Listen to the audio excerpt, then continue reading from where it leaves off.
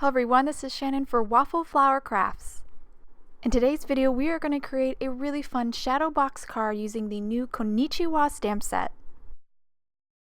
I'm going to start today's card by starting to work on the shadow box. I've created two panels that are 5 3/4 by 4 1/4, and I'm now going to score both these panels one side at 1 inch, and then I'll rotate my panel around and then I'll score at 1/2 inch.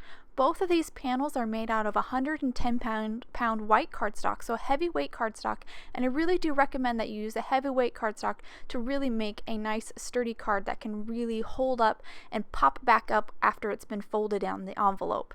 So after I've made these two panels, I'm now going to cut a window in my first panel. I'm just going to center this die between the two score lines. This die is from the Lacy Squares Die set, and I just ran it through my die cutting machine and I created this beautiful kind of stitched window for my very front of my card.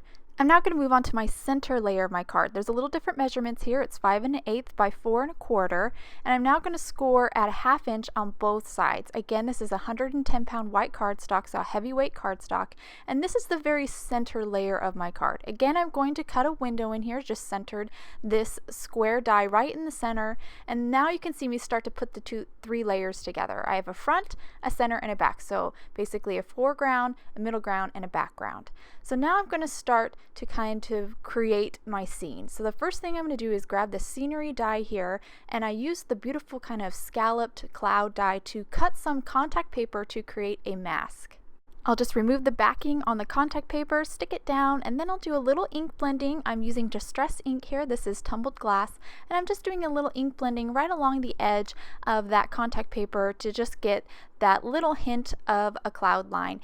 I don't need to do a lot of this panel here with the clouds because most of it's going to be covered with a layer of shrubs and a mountain that I'll color later. So once I finish that, I'll put my contact paper back on the backing and store that away because I can use that again later. And that's my completed little background sky. Really simple, but does add a nice touch. So now I'm going to move on to my shrubs. Again, I use the scenery die to create the scalloped edge to make it look like shrubs. And what you need to remember about these layers that go inside the shadow box is they do need to be a little bit smaller than 4 1/4. The shadow box is actually, when it's popped up, it's 4 1/4 square, but because you want everything to fold down really well, you want to make the width of these kind of scenery layers about 4 1/8. So after I've cut these down, I did some ink blending at the very tops with two Distress inks. I used Mowed Lawn and Pine Needles just to create a little bit of depth to that hedge.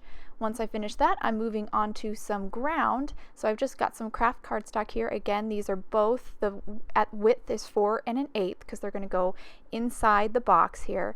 And I just did a little ink blending at the top with gathered twigs, and then I spritzed some water down onto my water media mat, mixed it with that residual ink that's on the mat to kind of get this ink a little bit liquidy, then loaded my brush up with that liquid ink, and now I'm just creating splatters by just tapping that brush against my finger, and this creates a look of like little rocks, pebbles, or sand in the soil. Once I've done both those strips, I'll then grab some more of that gathered twig, smush that down, add some water to that, and this is going to be a little bit darker than the previous kind of ink that I splattered down because I added just a little bit less water. So even though it's the same color, I get kind of two tones here just by how much water I add. I continue to splatter until I've got enough little kind of like details, and that's going to complete my soil. So nice little splattering there, and I'm going to set that aside to dry.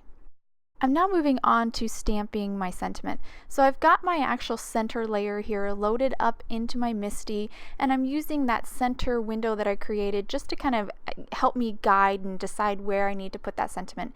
The sentiment is from the Konnichiwa Stamp Set, and I'm just going to stamp it here on this center shrubbery layer in Memento Tuxedo Black. And once I get that stamped, then I'm ready to kind of start putting these things together. So I went ahead and stamped and colored several images from the Konnichiwa Stamp Set. I die cut them out with the matching dies, except for the mountain. I fussy cut that out because I made it a little bit bigger so more of it could be exposed. I'm going to start with my back layer and put down my largest shrubbery layer down, using some liquid adhesive to glue it, but leaving the top free of glue so I can kind of tuck that mountain in where I want it. So I added some glue to that mountain, and now I'm going to kind of tuck it in behind that shrubbery layer.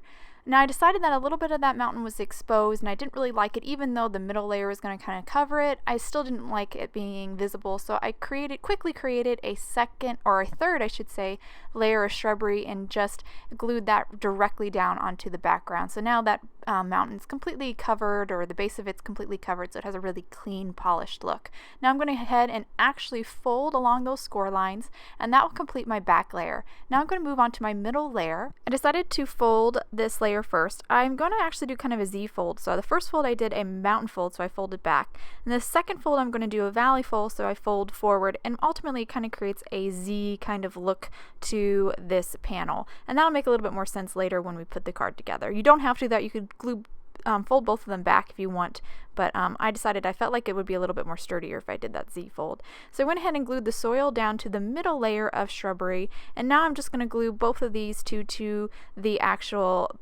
center panel.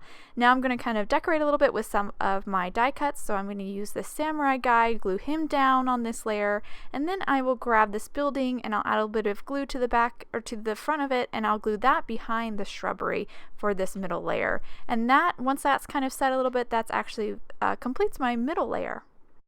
Now I'm going to move on to the very last panel, my front panel of my shadow box. Again, I'm going to go ahead and actually fold along those score lines that I created in the very beginning, and now I'm going to start to glue in the last bit of soil here. This goes right behind that window opening, just kind of glue that down in place, and then after I get that kind of set in place, then I'll grab my beautiful little geisha girl here, and she's gonna go to the very right, but she's very tall, and I'm only gonna have her feet attached to the base, and I felt like she was a little spindly, so I cut a little piece of acetate. This is going to be a little bit of support to kind of put behind her, and it'll be, because it's acetate, it'll be a little bit hidden, a little bit invisible, because I don't want it to really show. It's a little bit better than just putting like a piece of cardstock. And I just glued the acetate to the backside of her, and now I'm going to glue the acetate to the side of the window, and that will just support her a little bit better, so I'm not just relying on that little bit of her feet to kind of hold her all the way up. So now that I have all my layers together, I can finally put my shadow box together. I'm going to start with my center panel and add some glue to that 1/2 inch flap on the left side of the panel.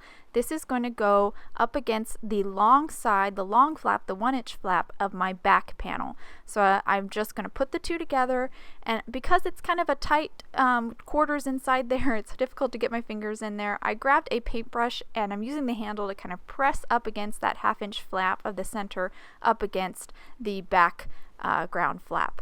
Now I'm going to move to my very front panel. I'm going to add some liquid glue to the 1/2 inch flap, which is also on the left side, and then I'm going to add some liquid glue to the two 1/2 inch flaps on the right side, and these flaps belong to the background panel and the center panel. So just adding some liquid glue here to both those, and then I will pick up my very front panel, first press it up against that left side flap from the background panel, just push it up against there, kind of make sure it's all lined up and nice and square, and then I'll move on to finally attaching the two right flaps to the long side of the front panel. And once I kind of get those stuck, that'll actually, my shadow box card will be completely constructed. So pretty simple, goes pretty fast after we spend all that time creating all the scenery. You could actually construct the whole entire shadow box first and then kind of feed in your scenery pieces, but I personally found this kind of creating it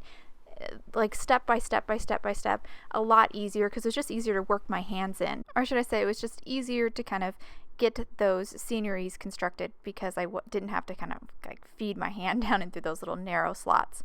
Okay, so that actually completes my shadow box, but I wanted to add one more element. I decided I wanted to add kind of like a color frame to the front of this. So I cut down some peach cardstock down to 4 1/4 square, and then I just used that same square die that I die cut the window from in the very beginning to just die cut another window, and now I'm just gluing this little bit of peach cardstock to the very front of the card just to add a little bit more color.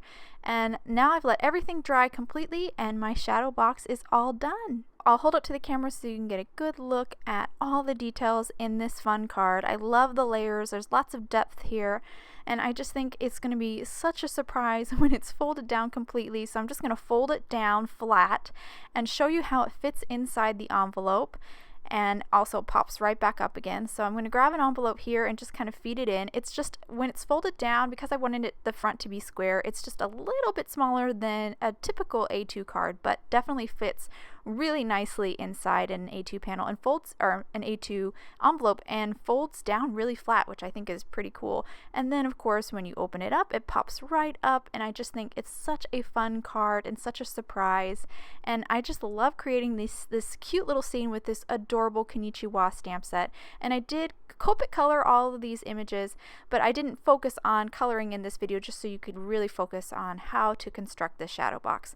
I hope you guys enjoyed today's card and video. If you want any more information on the products I use, please visit Waffle Flower, and you can follow us on YouTube, Instagram, and Facebook for more creative ideas. Thanks for watching and have a wonderful day.